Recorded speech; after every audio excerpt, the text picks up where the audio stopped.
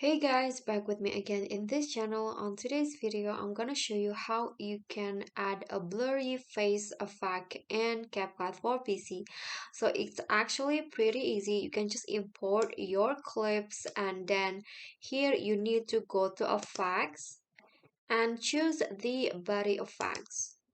And in here you need to click on the cover ups category and you'll find there is a face mosaic effects. Just click on that effects and click add it to track, set it for the whole clips, and now the face has been added with a blur face effect like this, so the face won't be visible. You can also adjust the range and also the size if you want. In just click on this and swipe it to the left or right like this.